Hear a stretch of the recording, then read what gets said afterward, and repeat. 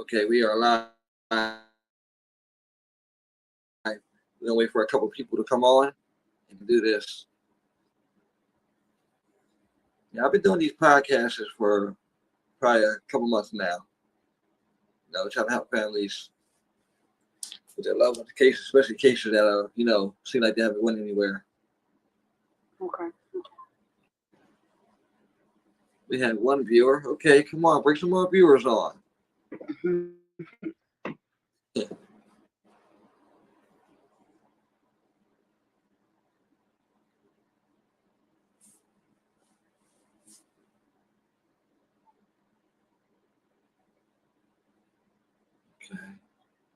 Okay, we got four. Four is our audience to me. Good evening, everyone. Tonight, we're going to be discussing the case of Kelly Allen. Kelly Allen was 20 years old when she went missing from Berkeley, Missouri on March 7, 2007. And she hasn't been seen since. Tonight, we sit down with her sister, Brooke, to discuss Kelly's case. A lot of people haven't heard about this case, and some have. But tonight, we're going to get an inside look at the case and see what happened with Kelly that day. I always like to talk to the families because, you read a lot about the case, but they don't never give you a lot of information. So, Brooke, how you doing tonight? I'm doing good. Well, so, Brooke, please tell us about your sister Kelly, the circumstances surrounding her disappearance. So Kelly came up missing March 7th of 2007. She got into an argument with my mother. As far as from my mother's point of view, it's two sides to the story.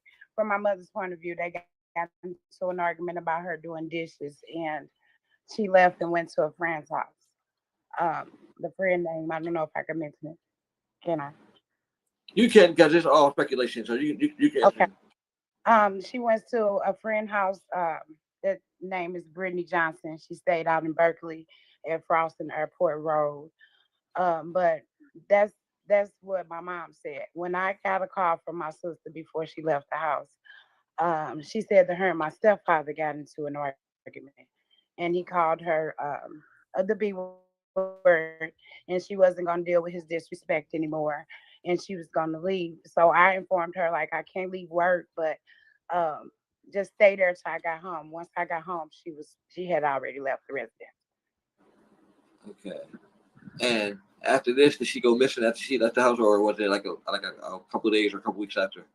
Well, she didn't go missing right after she left the house. She actually had an interview on March the 6th, the day prior to her actually coming up missing, at a telemarketing place somewhere out off of Sappleton Road, like Crestwood area. And the people actually scheduled her to come back for a second interview. And when the follow-up for the second interview, when they called the young lady house that she was residing in, Brittany Johnson, that's when she told them she was missing and that she didn't know where Kelly was. So she didn't say anything until these people called for the second interview. Correct. When they called for the second interview, she had already informed them that she came home and my sister wasn't there at her residence anymore. That she was gonna call the police. This was before she even reached out to my mother or anybody in our family. And that was gonna be my next question. I was gonna ask you, did she reach out to y'all? So y'all didn't know either. No, we didn't know. No. Wow. Okay. And so she could have probably went missing. So she probably could have been missing like probably a week or so or two before then, right? To understanding, it could very well have so been possible. Okay. And so what was her story? Because I read online that the friend said that she came home and she wasn't there. So that was her only story. Her only story was that, she came home from work after talking to my sister on prior occasions during the course of the day of the 7th. That my sister told her one of her boyfriends came by the house and he woke her up out of her sleep. That she said that was between like 8 and 9 o'clock p.m. And by the time she made it home, like 11:30 p.m., my sister was not there. She was no sign of her was there. Now, did you guys have any prior knowledge of any boyfriends or boyfriend that she may have had? And what area with this? Is this still Berkeley where she's at the friend's house? Yeah, she's still in Berkeley at a friend's house. Yeah, she was going with a guy named Dwayne. It was Dwayne Jackson or Johnson. He went by Wheezy. We knew of him as her being her boyfriend. And also, Okay. the young lady said that he had been spending time over there at her house with my sister while she was over out in Berkeley. So is that true? Like, was he actually over there, or did he ever answer any questions?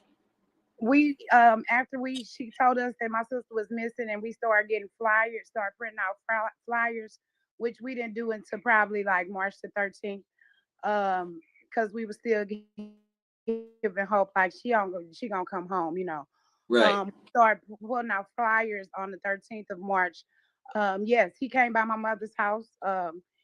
He did have a gun on him. So thinking back over the years, we don't know if that was a scare tactic for her or for us. He did come over though. He did come over to With my a house. gun on him? Yeah, he had a gun on him. Now, had he always carried a gun, or is it the first time you see him with a gun on his head? I never even meet this young man until that day. I have never met him. So did the police ever reach out to him and talk to him, and did he give them a story? As far as I could tell, for one, let me say this. We spent the first 72 hours in Berkeley thinking that we needed to report her missing in Berkeley because that's where she was at.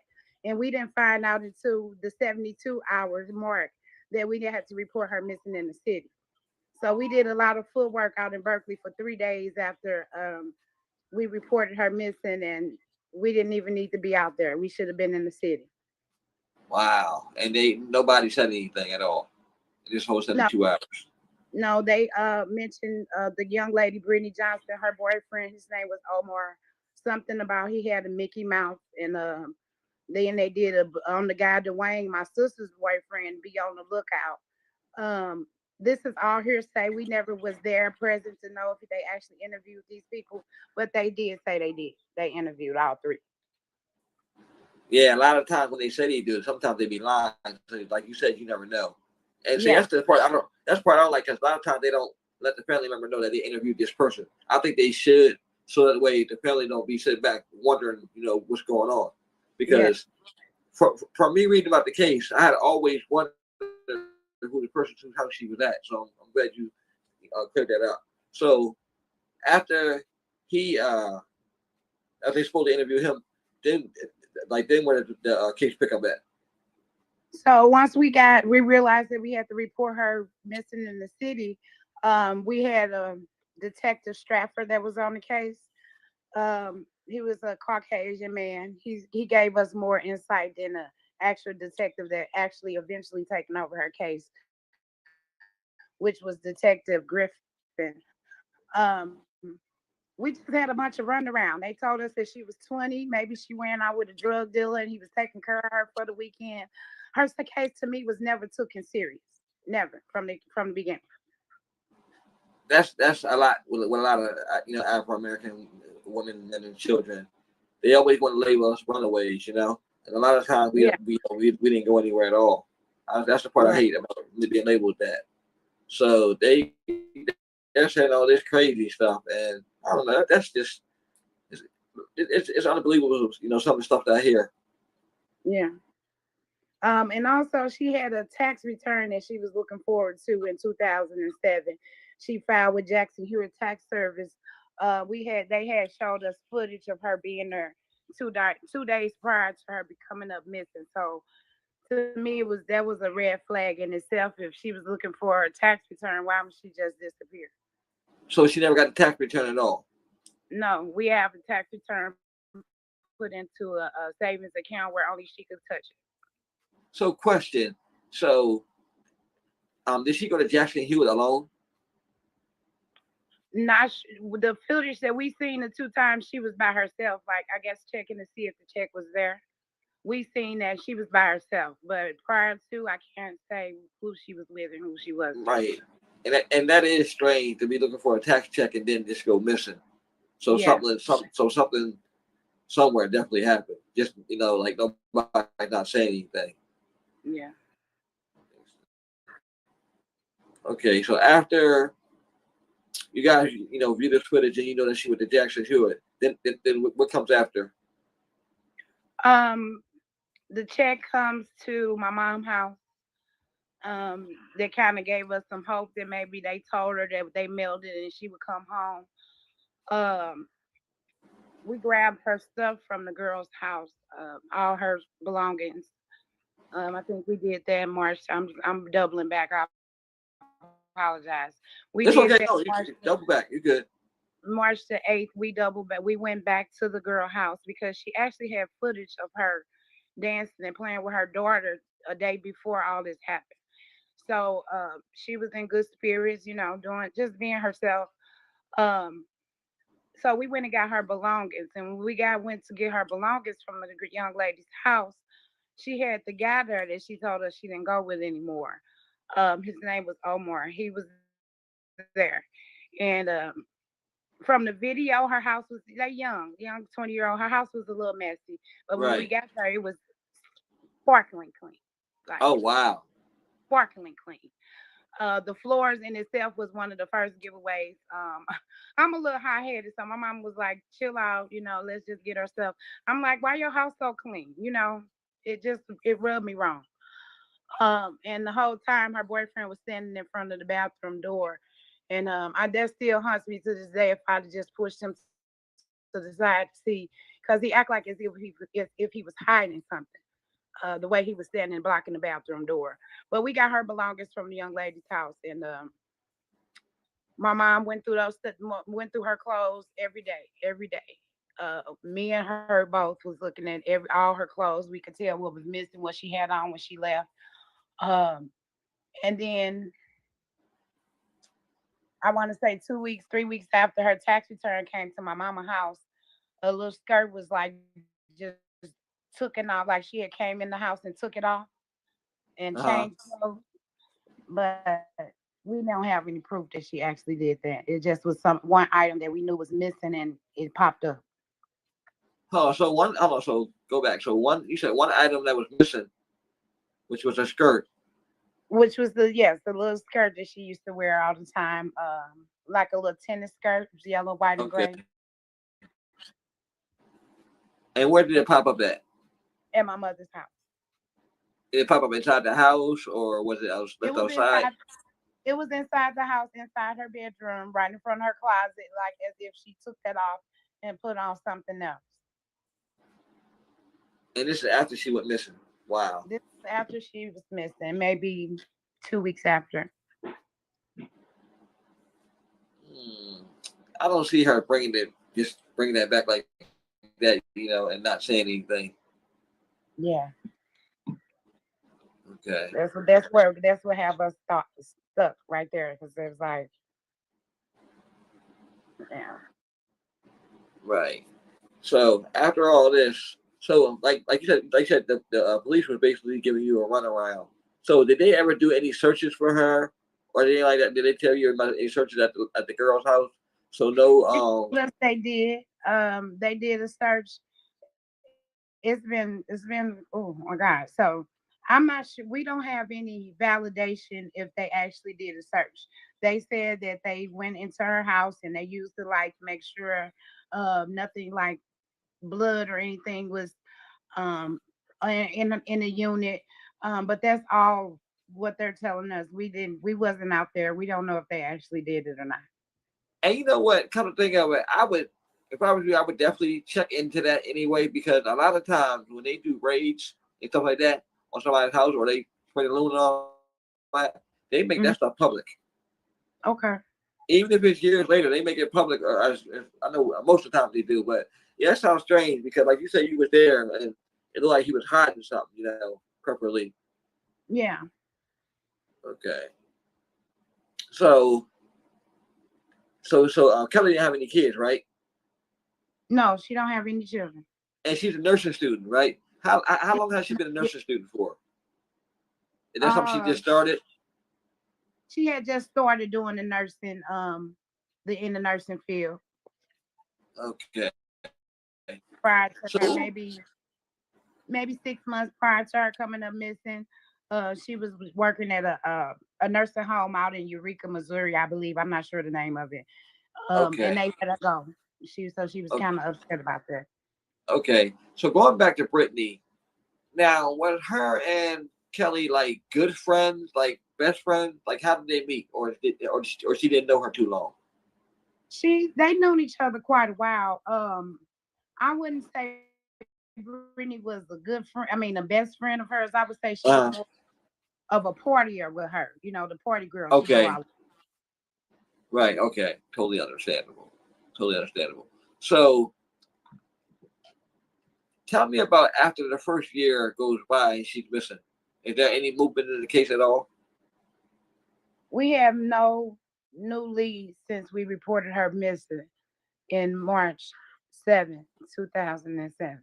There's been no new leads. I take that back. It was this was probably in '08. They called us, and for one, the city police sent got an anonymous tip that somebody had just laid a fresh thing of cement down in this yard in Berkeley. There was a grandmama's. I don't even want to get a misconstrued because I don't remember. It was a Okay, grandmother to some one of the people that was involved in the case. That she just okay, got some fresh cement laid down, and they said it was a body under there. So they did come and swab me, my mother, and my brother's mouth, and it turned up to be an animal bone. oh wow, okay, Yeah. So nothing since then. nothing since then. And it's just like, and it's like she just dropped off the face of the earth. Yes. Yeah, because I'm going back and I'm thinking about you. You said she was on the video with Brittany's daughter dancing the day prior, and then Yeah. she goes missing. Then that very Yeah, next. yeah, very, very, very totally strange. Yeah. Your mother, I I know it's been hard on her, all these years.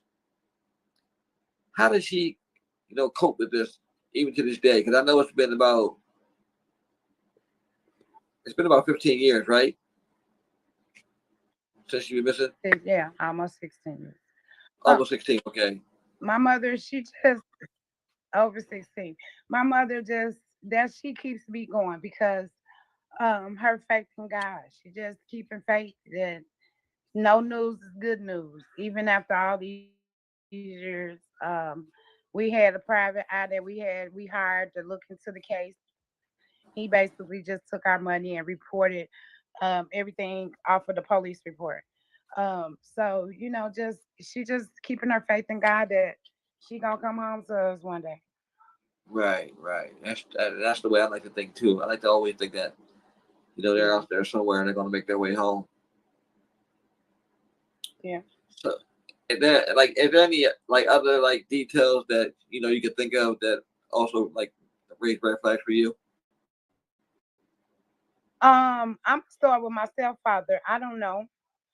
Me and him never really had a good relationship, but he's the only one who wasn't questioned. My father, me and Kelly's father, he's no longer with us. He died in 2018.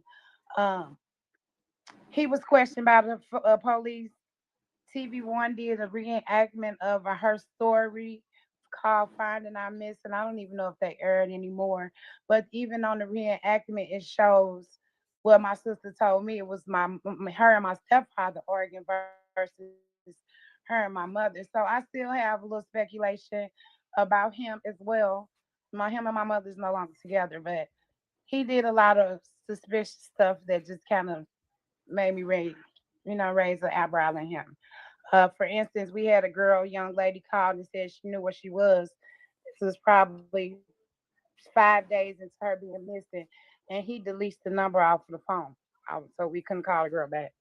He has did a lot of things too that just, in this case, we just don't know. Right. Yeah. There's so much shady stuff going on. It's like, who do you put the finger at? Yeah, exactly. That's what I'm hearing. I'm really glad that you came on here to one get your sister's story out and talk about it, and so more people can learn her story.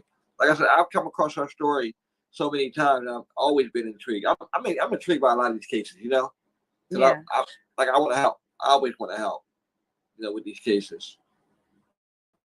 So right. yeah, so the stepfather show. So basically, it ain't no short list of who's who in this case. No, it's not. What's Kelly like? Kelly was a free spirit, the life of the party. When you see her, she always smiling. If you ain't smiling, she gonna give you a reason to smile. Um, she just was vibrant, a free spirit, just loving, just it's hard. It's hard because I'm the oldest of the three of us, but me and her always had a real special and close bond, and it's been a daily struggle. I'm a mom now, and I just can't imagine her not being here to see my three boys, and then my brother has two kids. It's so much that she missed that I know that if she was able and willing to, she wouldn't have missed in our lives. Right, right. Totally, totally agree. I agree with you on that too. Mhm. Yeah, So, so do you think like going forward that your sister's case could be solved? I hope them my prayers and every night is that God got her wherever she may be. But on top of that, he the only one that knows the answer to what happened to her. And that if she's not here with us no more, we would just give us a sense of clarity so that we can get move on. But after so long, my faith just goes stronger. She out here somewhere. It's just she can't get to us for whatever that may be. Right. And as of today, where does the case stand? Is it closed, open? I mean, They told us it was a closed case in 2012. That it was a cold case, and the only way that some new eyes would get on it is if a new detective decide he wanted to just open the case. And however, the police protocol, I'm not really aware, but that's what we were told in 2012. Her case was no longer active. It was a cold case. so you haven't heard anything from the police since 2012? No. I would I would start calling them and getting on their nerves and bugging them and see what you can stir up, because you never Okay. know. Like I've been seeing a lot of cases that have been solved after 15, 20, 30 years. That's why I never give up hope. And I always encourage the family members to never give up hope. Even if you feel like you want to give up, just keep on going because your sister Kelly will want you to give up. Right. She wants you to help bring her home. At all costs. So I think that with every case, I think that eventually every case will end up being solved some kind of way. If it's not by the police, it'll be by the family. Yeah. And I think social media is a good thing for these cases. Almost definitely. Yes. Yeah. So, is there anything else you want to add, to your sister's story? No, just if anybody see, just look at the flyer. I mean, it's been a long time, but her facial features ain't changed. Just Yeah, she's beautiful too. thank you, She's really beautiful. Yes. thank Yeah, I'll you. be uploading this. I'll be uploading this to YouTube too. Actually we're live streaming that on YouTube and both of the Facebook pages. So we had a lot of viewers so far. So they're watching, and people are they know who your sister are, and more people know because I'm gonna post it everywhere. I'm gonna do everything I can to help you. If you need anything, don't hesitate to reach out. If I can do anything of my service to help you, I'm definitely here for you. I definitely appreciate you. All right. Thank you so much. And this has been Mr. Blackwood Live. Brooke, thank you so much for coming on here and sharing Kelly's story. Thank you. And you have a good night. You too. Thank you. Yeah, you're welcome.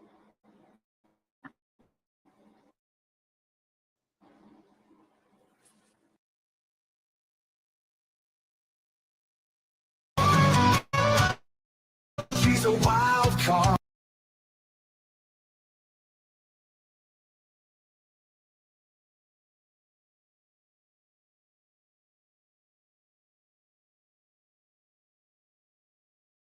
Dr.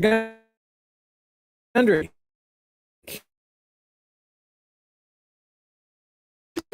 Move.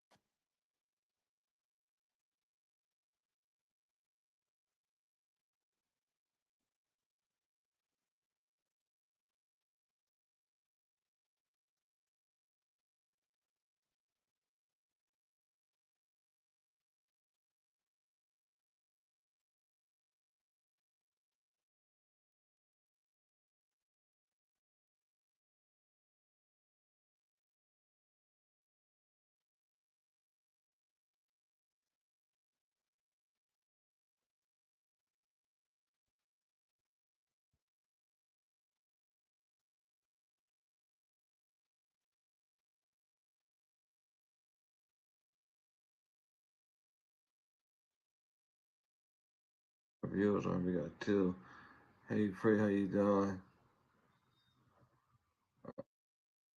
For those that just joining us, we're going to be showcasing Aisha Nicole Jackson. This is from El Dorado, Arkansas, since October 1st, 2020. Her height is 5'2", weight 115 pounds, hair black, eyes brown.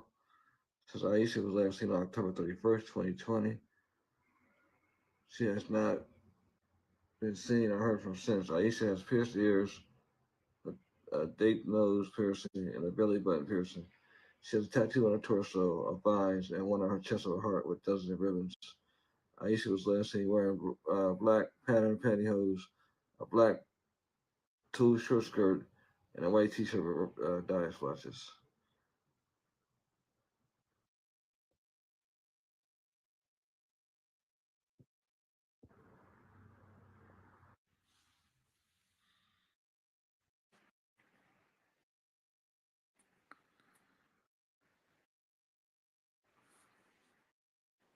Hello. Yeah. Hello. Hey, how you doing? Now, how do you I'm pronounce doing your fine. name? My name is Jaquez Jackson. Okay, Jackie Jack. Okay, and what is your relation to Aisha? That's my sister. Okay, that's your sister. Okay, now let's go. Let's get right into it. Tell us what happened the day that she went missing.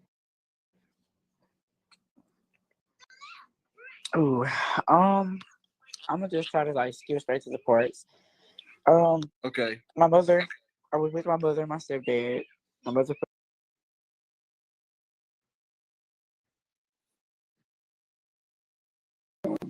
her door was open, and I knew that Aisha not just gonna leave her door open, and she's not gonna just leave her pets run around like that. Her house was ramshacked, so it was kind of a blur at the time. I didn't really want to think nothing was bad, but in my mind, and like in the back of my mind, I, was thinking it, but I didn't want to really just think too much at the time. You know what I'm saying? I said like 5 seconds later, took a man, that's my uncle, his wife had pulled up, and she was going on and on. And the first thing she would say was, my baby, my baby. You know how, being over dramatic about something.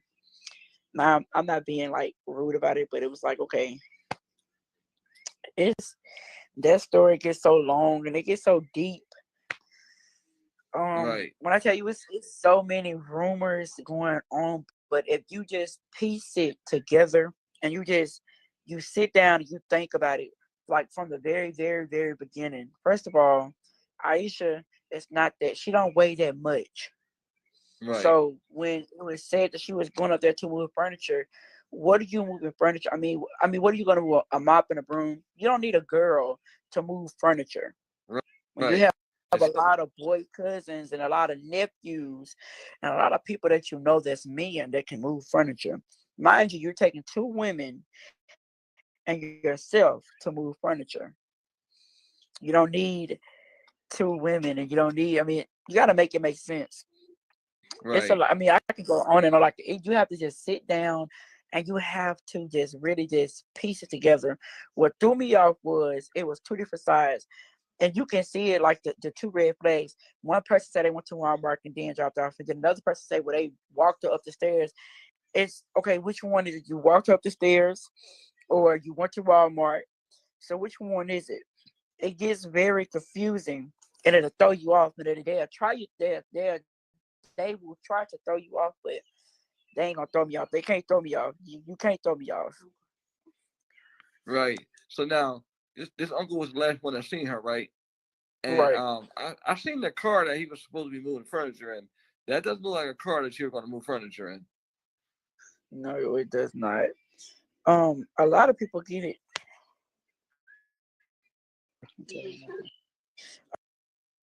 A lot of people get it misconstrued as if um she left on Halloween night. No, that was the last night that she was seen. Okay. It's this man that it's this man that's been going live here lately, and it's almost like if he knows something, but he trying to give my uncle enough time to just go ahead and say what he got to say about it. before, before it just really comes to light. But I do feel like that he knows something because he went live, I say 2 days ago, and he said the same thing that he said 3 days ago. So I feel like he knows something, and that too, because he keeps saying the same thing. Go down here and ask this person. I seen your sister last, so like, I mean, it gives that he knows something. It's a lot of people that be around me that know something. And that I made a post about that like not too long ago. Don't be around me and my mother if you know something, because then I'll feel like you playing in my face. I don't like my face to be played Exactly, and in. people will do that. People will be people. It's like people will kill you and be around your family, mourn you and everything, and the whole time, your family don't know. Right, but if you Definitely look at understand the readings that was done, all of the readings, it gave like key points. Like it would say that, let me see, it'll say it was somebody, it'll say this happened to her, but it was somebody who did the person who did this to her was like a father figure, that. somebody that Okay. she looked up to. Every last reading that was done, Hmm. all of them said the same thing. It was like somebody, it was a father figure to her, or somebody she looked up to, an authority figure to her. And you know what? When the first reading had first came out, that I never knew what that meant until, you know,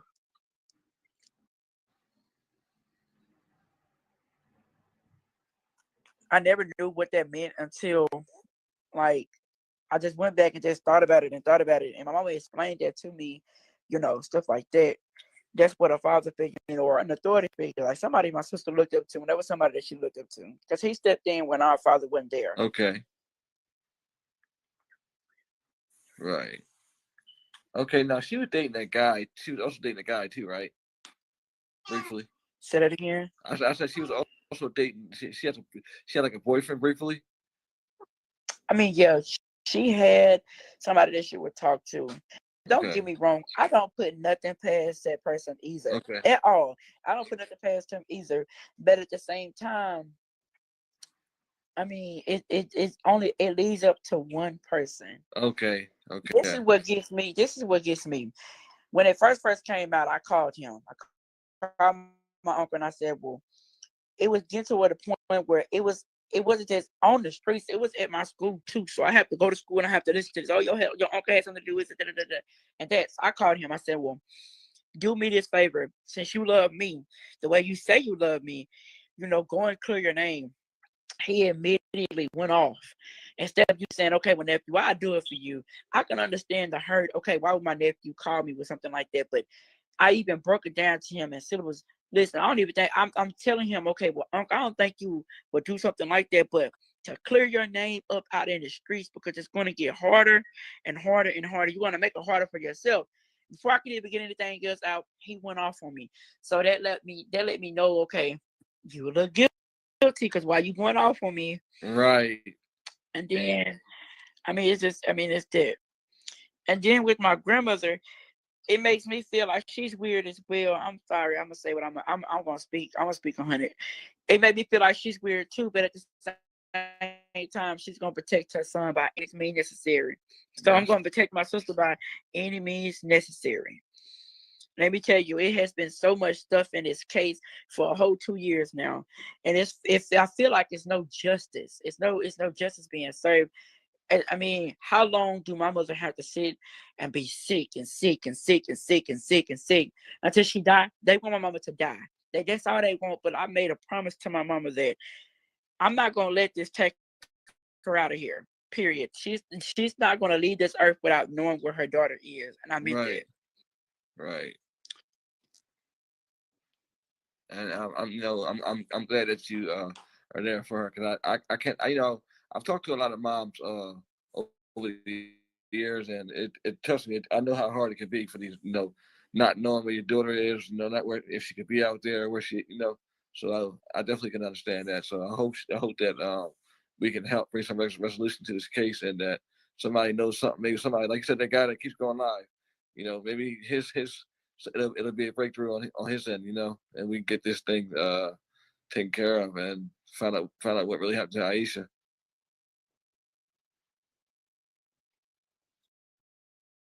Yeah, we um we have to get it out, and then it puts me at odds with the police station as well because it's like they want to sweep it under the rug, and I mean I'm just gonna say it like that. I don't I don't know who's over her case anymore or anything. I don't get the police station. I just don't. I tried to call. I stayed calling Detective Hartwell. Stayed calling him. Stayed calling him. Now it gets to a point where I feel like he doesn't even change his number, but that's fine. Let me say this: I'm not gonna ever get off of nobody's neck until my sister is brought home Oh, to you her ain't family. supposed to. You ain't supposed to. Keep going. Yeah, stay on your necks. I'm not gonna ever stop until she come home. Let me tell you, they want me to be quiet. They want me to shut up. If they could, they'd hit me in the head with a bottle, make me shut up. But they can't do that. I can't let nobody get that close to me to do that. Right. So Yes. Darn. So, but yeah, I could just imagine. Like I said, I've done a lot of cases, and a couple of days ago when Free sent me the flyer, that was the first time I've heard about the case. You know, and that makes me mad too because a lot of times and all over, black women, children, men, they don't get no kind of recognition. So this is where I come in. I don't mind being a voice of the voiceless. That's me, the voice of the right. voiceless. No, like I say, anybody needs help, getting it out there, I'm there. I'm there. I'm telling you, I'm there every step of the way. I'm every step of the way. So I definitely appreciate you coming on here, coming on here and explaining her story, and hopefully, like I said, we can get a resolution soon. What you got Yeah. anything else you would like to say? I mean, if you got any question, I can only answer them. So, do you think this case is closer to getting solved? I mean, honestly. Most definitely, Okay. I truly do. I Okay. truly think it's getting. I do because I say last week, somebody had made a post and was talking about the videos that the man had did on TikTok, Okay. and when she made the post, I reshared it. I wasn't trying to get nothing started at that time.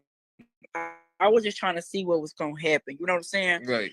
I shared it and I tagged the person in. I said, I feel like you know something. Well, that person had texted me, this and that. Then that person had got on my under my post, and then it went from there. And it was so much stuff that was coming out. Come to find out, he done raped this person's daughter. On top of that, and on top of that, and then in my head, I'm just like, okay, he done did this, and he still ain't been arrested. But there's so much stuff I can say on that one as well. But I mean, hey, it made me in kind of a sense, it made me feel like the police is down here, they're cricket. But only thing, let me tell you, only thing my mama taught me to do, she taught me how to pray.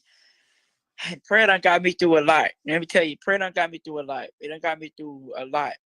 I know sometime I may get on here and I may be a little hot here, but let me tell you something. Prayer has got me through a lot. And that's good. Prayer We has all need kept me prayer. from prayer has kept me from putting my hands on a lot of people. I'm gonna be 100 with you. Prayer has kept me from a lot of things. So if I know he can keep me from losing my father and losing a lot of words of people, then I know he can do it right here. So it's gonna be forever justice for Aisha. So Definitely. Definitely. Only thing I want to just say in closing, because I don't have any more questions. You explained everything. I just want to say, like, everybody, please share this video. Let's get this video everywhere. If you haven't heard of Aisha Jackson, you know about her now. We need to get this video everywhere. I mean, share it everywhere. Share it in every state. I don't care where it is. Somebody knows something. What do you want to say in closing? let me say this before we close. If you have a sister or a brother and y'all have a tendency to argue and fight, and y'all say things that you really truly don't mean, like after everything is over with, try to go back and try to fix it. Try to go back and talk it out with your siblings, or it might be your mom, but try to talk it out with them, because when you lose somebody that close to you, at the time you're irritated, and at the time you're mad. So whatever you say to your sibling, you don't even know you're saying it. But when they're gone, it's nothing else that you can low key do about it because it doesn't happen. So you have to tread wisely when you saying like mean stuff, like if you arguing, okay, you can argue. Go back and try to fix the problem. Because when it's gone, it's gone. When they're gone, they're gone. When it happens, it happens. It took so long for me and my dad to reconnect. But when we connected, it's like God took him away from me. So then that happened. So, and me and my sister had reconnected. So when me and my sister reconnected, this happened. So try to cherish your sister, try to cherish your mama, try to cherish your daddy, because when they're gone, they're gone. And it hurts. I'm trying to keep myself together from crying right now because it hurts. It honestly hurts. They took one of my best friends. They took something from me. And I can't, if I feel like I can't get that back, but at the end of the day, God got me. But Yes, he does. that's all I got to say. Okay. All right, Jack Reeves. I want to thank you so much for coming on, everybody. Please share this video, and everyone have a good night. All right, Jack Reeves. I'll be texting you and reaching out to you, sir. Thank you so much for All coming righty, on. have a blessed day. Okay.